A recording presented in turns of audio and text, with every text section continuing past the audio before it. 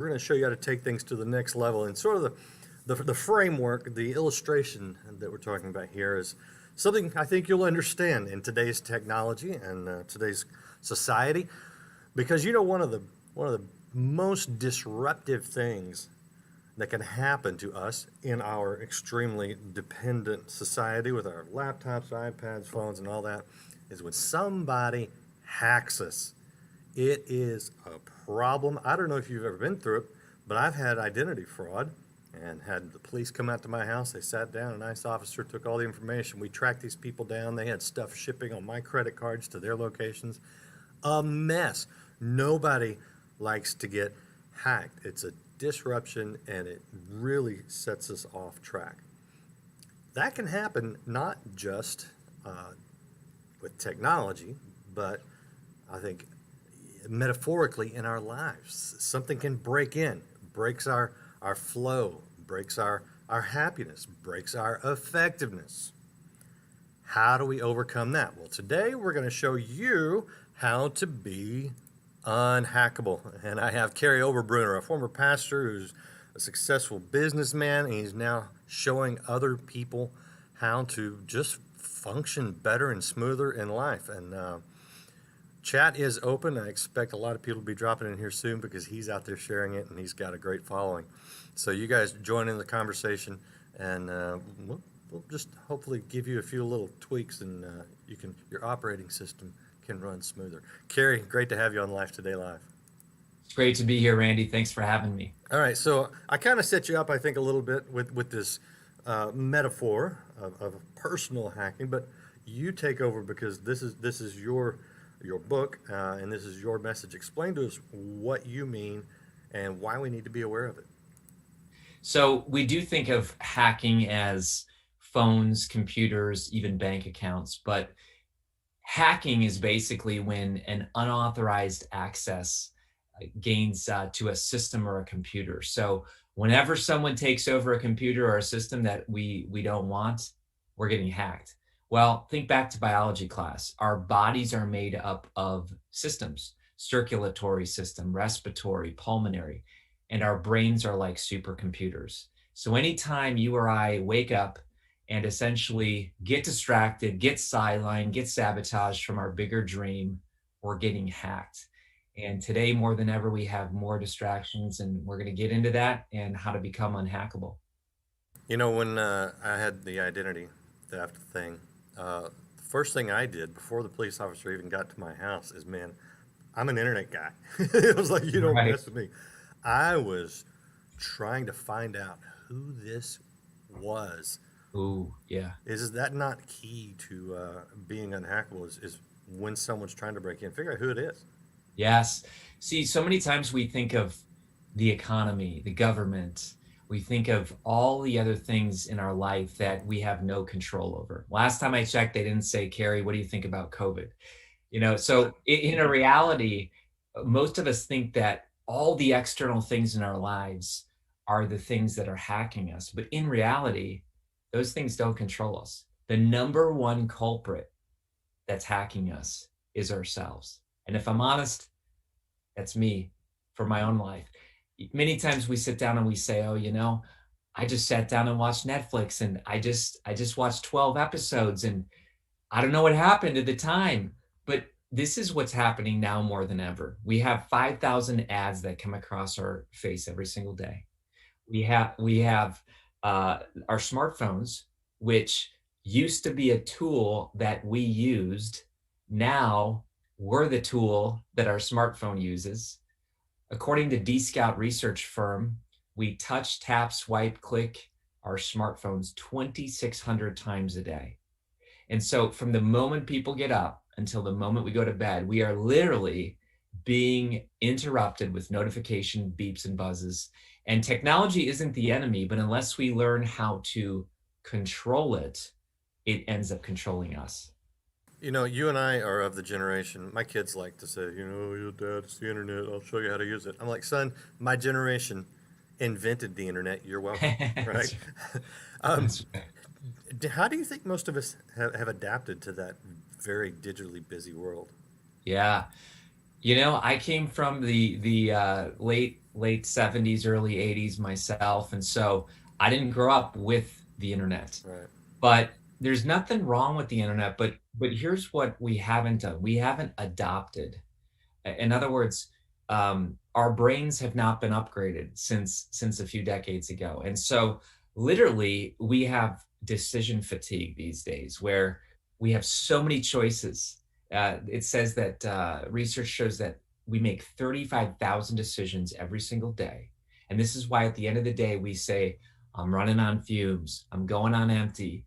I feel like I'm burning out." We use energy terms to decide to explain decision fatigue. So human knowledge used to double once every 1,000 years. Think about that. In 0 AD to 1500, human knowledge doubled. And then the next time it was 250 years. Today, human knowledge doubles every 12 hours. And so there's no way we can keep up. We're literally inundated, and therefore we need to become unhackable. Otherwise, we're just going to be plugged in 24/7. Yeah, and I'm curious, with all of that going on, what do you see as the major disruptions? What is Mm. being disrupted in our lives? Our focus. I tell people all the time, a life of distractions will never produce a life of meaning. Mm.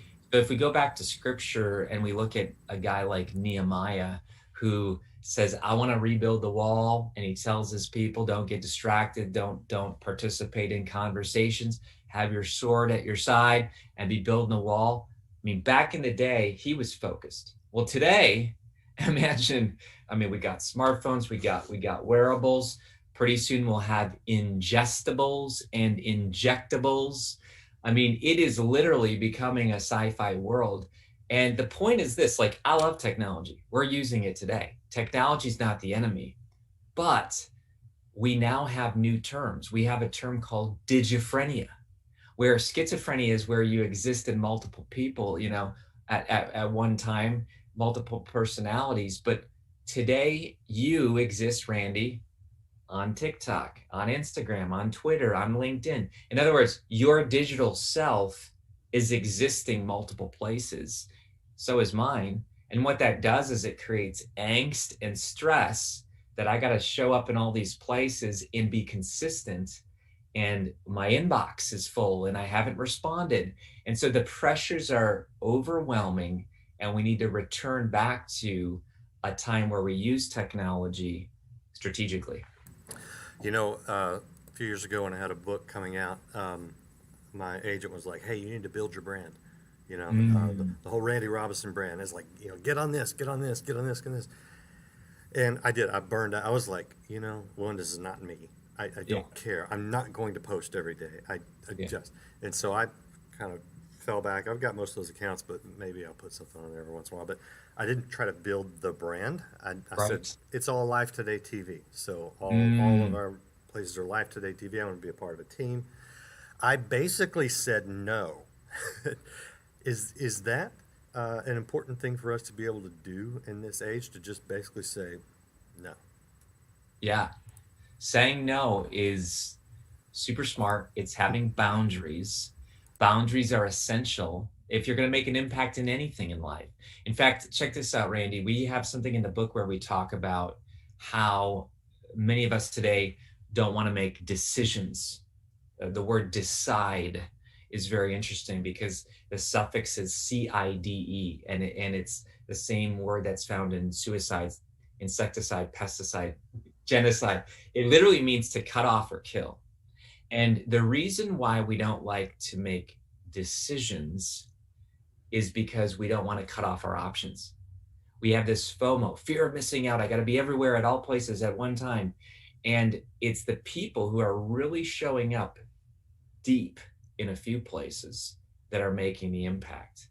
And so scaling back is not wrong. You can use tools. That's another thing people don't realize. You can use digital tools to automate technology. I once got into a debate with someone who said, and again, I don't care if people have their phone in the room, that's up to them. But if they're constantly getting up at night checking and they never can sleep well, I suggested to this one guy, take your phone out of your room. And he said, "Oh, but But if I do, what if my daughter needs to get a hold of me in the middle of the night? Like, you can actually use technology where you screen people, but only the people on your favorites list can get through. So it is getting wiser about technology. Yeah, yeah, I think so. So I can see how, people that are busy, you know, they they have things to do on a daily basis. The interruptions can be a major problem. What about for, just the ordinary person? Maybe somebody like my wife who Sure. works full time at home. I'm not going to say she Yeah. doesn't work because Oh yeah. I know better. I've had to do her job. But Oh yeah. for people, they're like, I use the phone.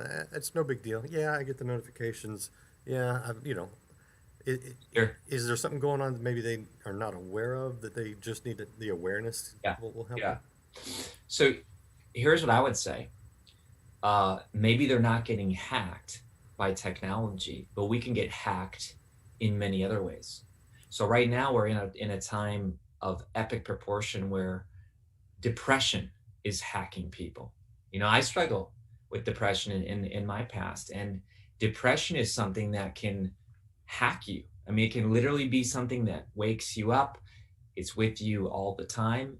Anything that distracts us, anything that sidelines us. Remember, hack is when an unauthorized access to a system or a computer. So depression, last time I checked, no one's asking for it. And so therefore it's unauthorized access, and you need to become unhackable. How do you become unhackable with depression? Well, in the book, we talk about uh, the inputs. What kind of inputs are you putting into your brain? In other words, are you using a natural input like endorphins found through exercise? Or are you feeding your body carb crashes, sugar rushes, caffeine fixes just to get you through the busy day? So, yeah, it's not just technology. It can be relationships that hack us. It can be literature. It can be media, but we can become unhackable. In fact, that's the journey I went on, where I said, what's the superpower of the most productive people on planet Earth? And it was that they were able to navigate above the noise and essentially choose where they were going to show up in life.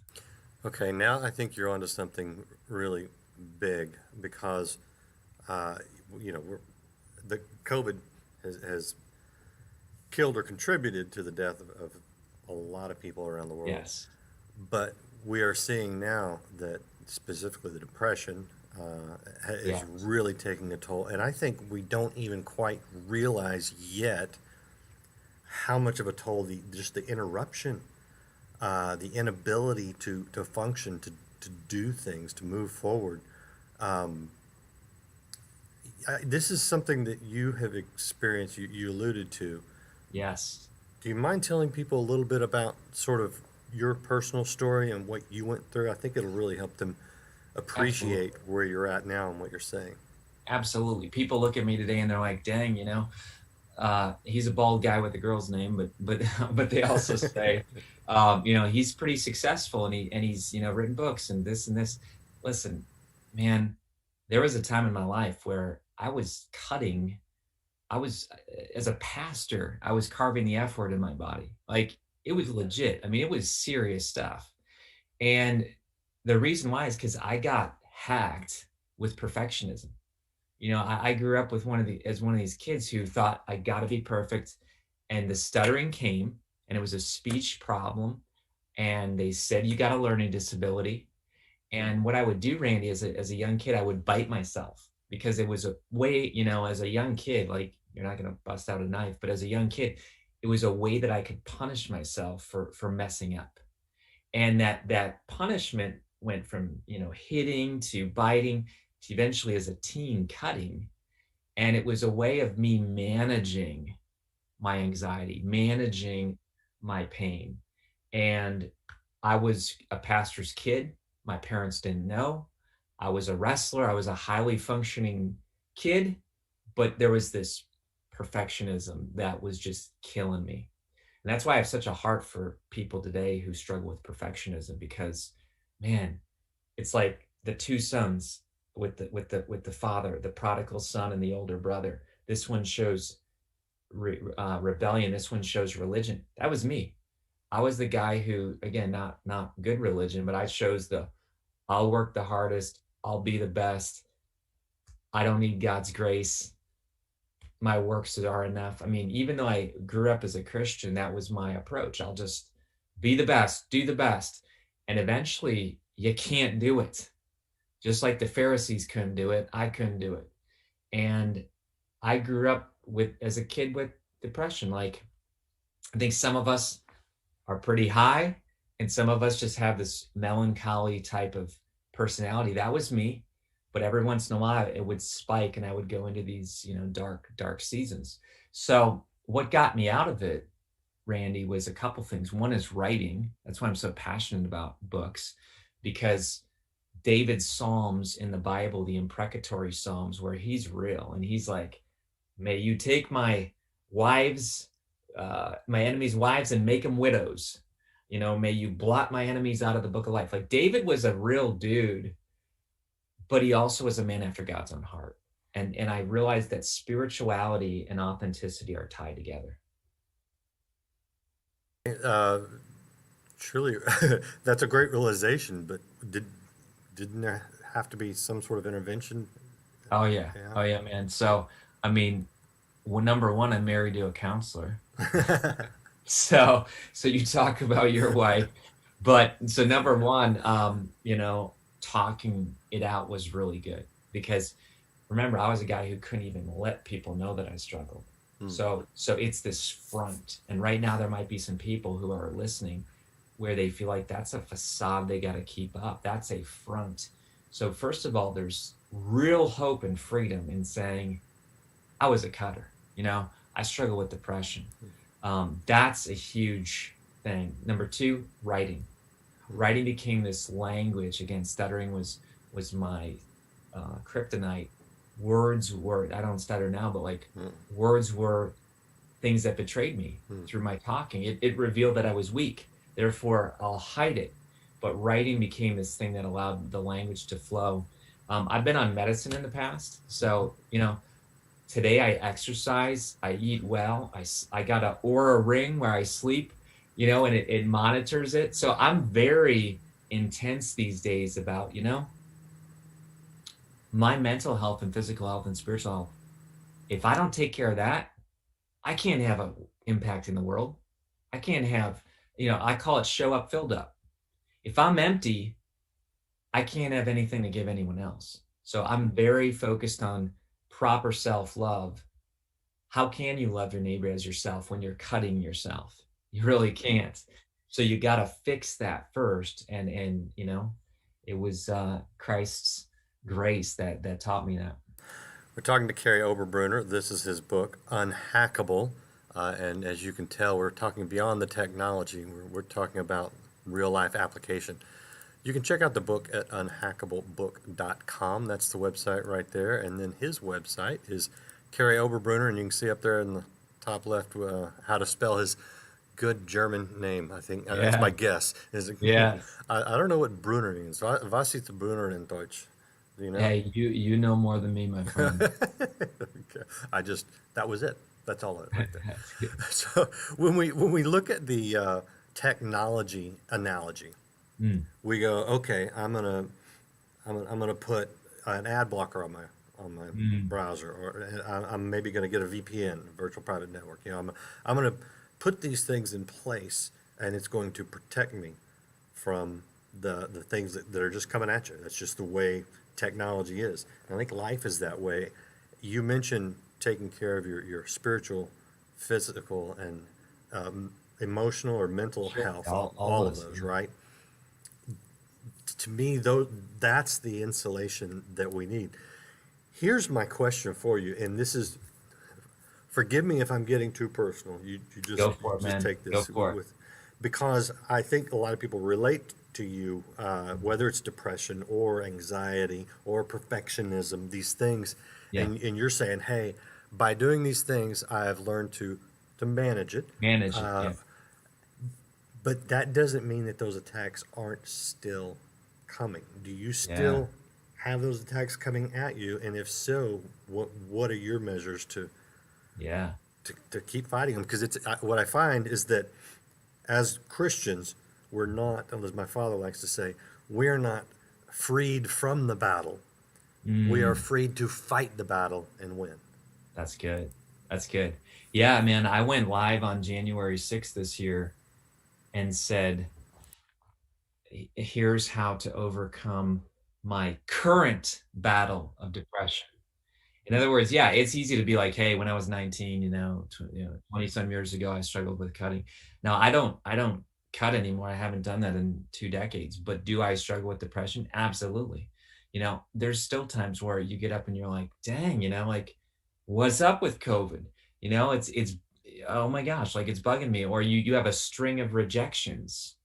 I think that today what I do is number one, I'm honest with it.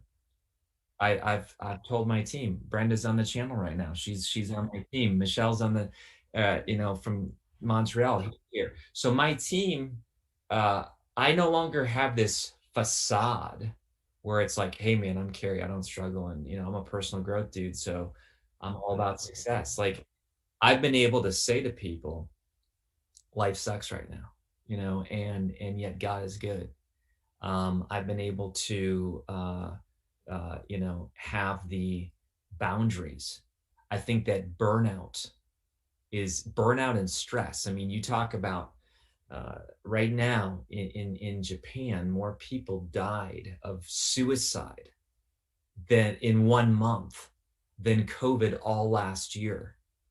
So I'm not saying anything against the Asian countries, but I'm saying in certain cultures, you don't talk.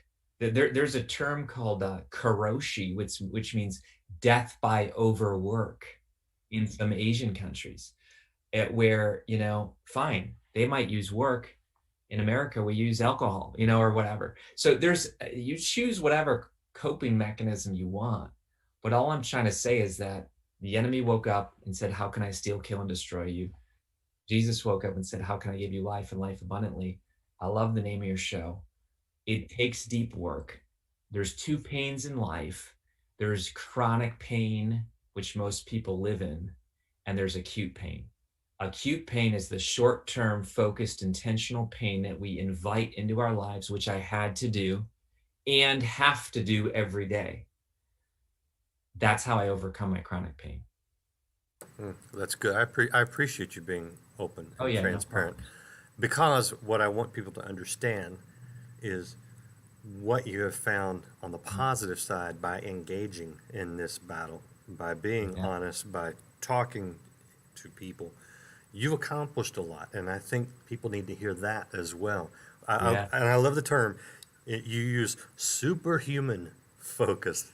yes, Give us a little bit of an idea, and you're not bragging. So yeah, just tell us, because you've decided to engage in this battle yeah. and focus on what God called you to do. What have you been able to accomplish?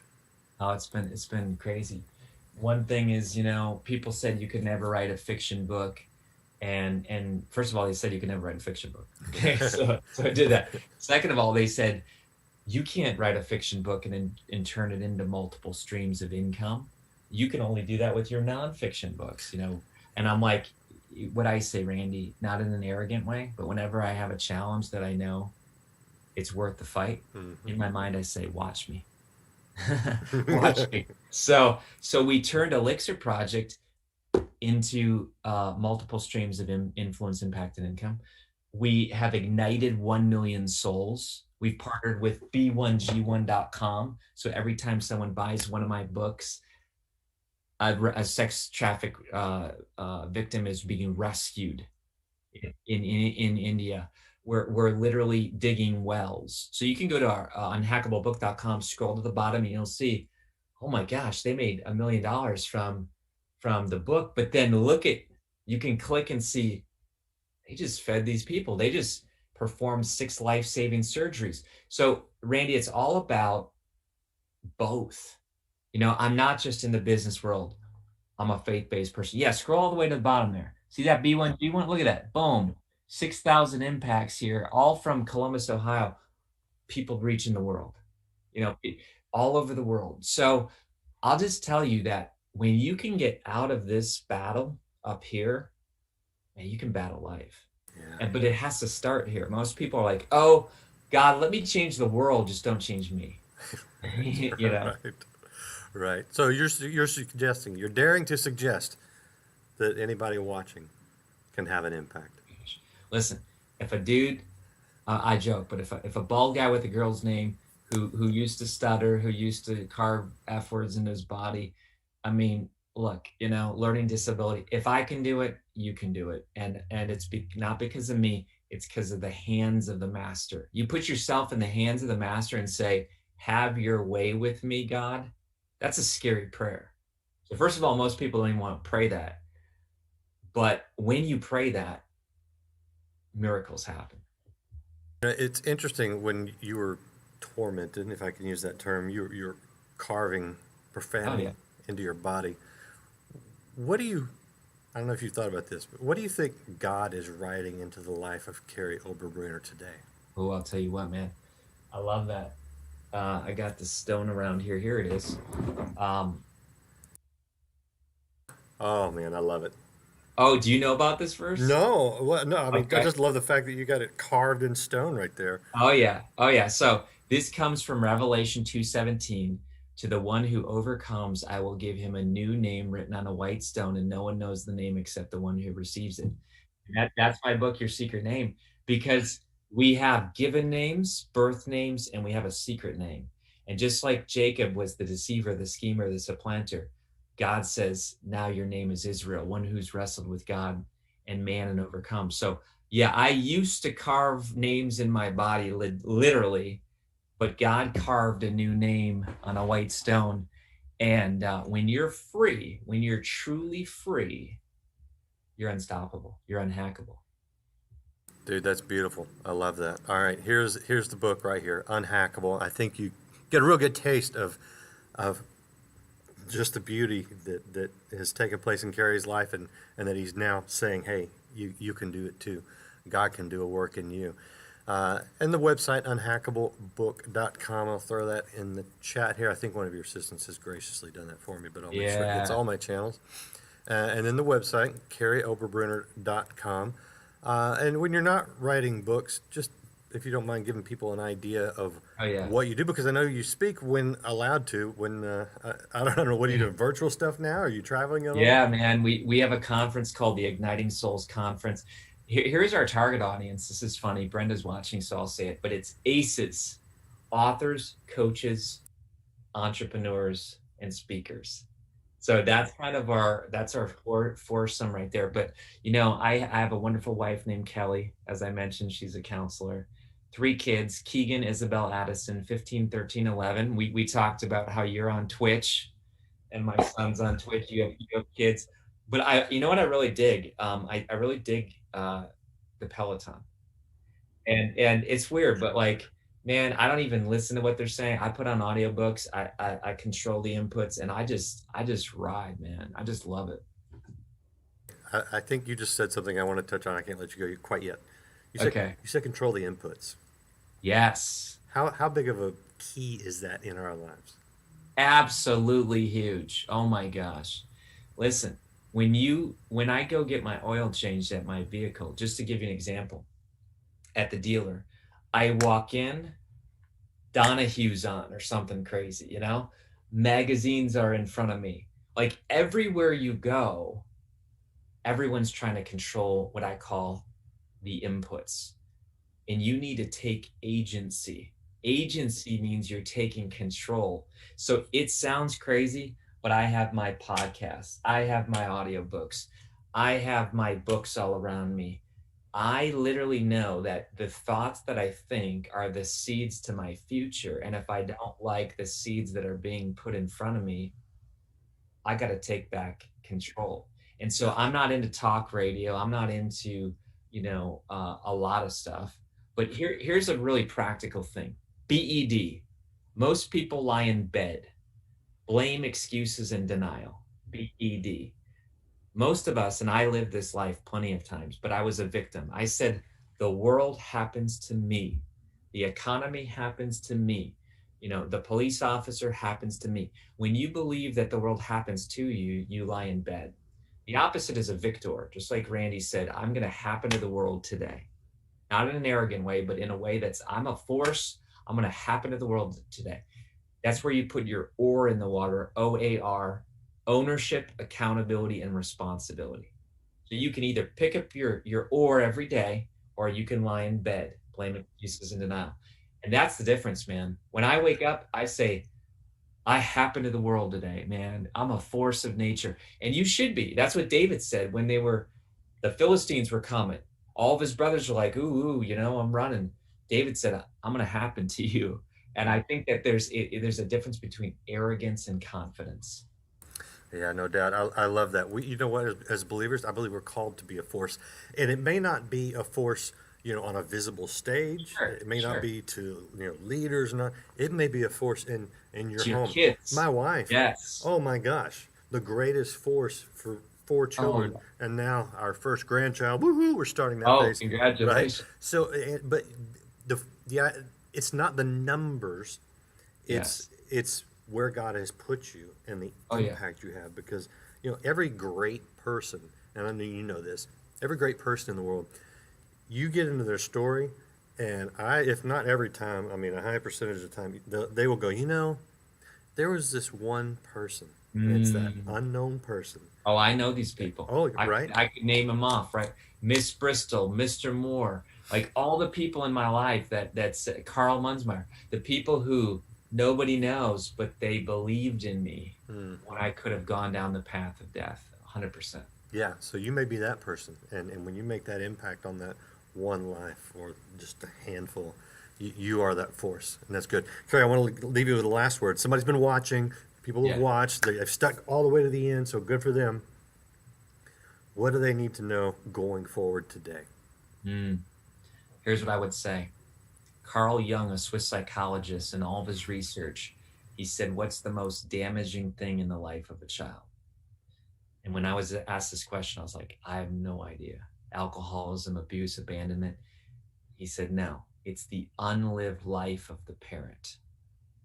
The parent who is not fully alive is the most damaging thing to the life of a kid. Why? Because they say, look, here's my hero. They might not tell you they're your hero, but they look up to you. And if they say, they're not fully alive, what hope do I have? And so I would just tell you folks that St. Irenaeus said that the glory of God is a man or woman fully alive. When you understand three things: who you are, identity; why you're here, purpose; and where you're going, direction. That's what we believe is a soul on fire. And so folks, I just want to challenge you, like, you're here for a reason. God's got a purpose.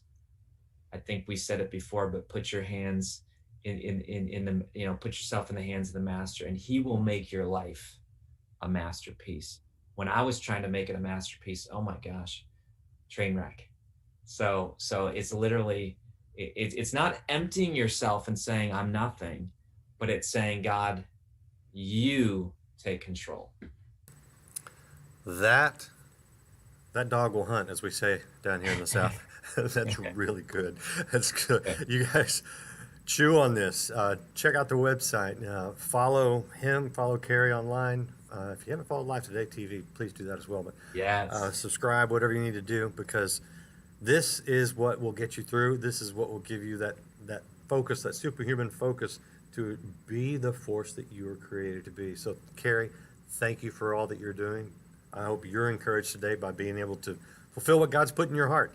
And, man, it was a blessing being with you today, Randy. Thank you so much. Oh, I loved it. And the rest of you guys, we will see you again tomorrow right here on Live Today Live. Don't miss it. We got lots of great guests coming up. You're about to ask big. I'm believing God for favor in my life.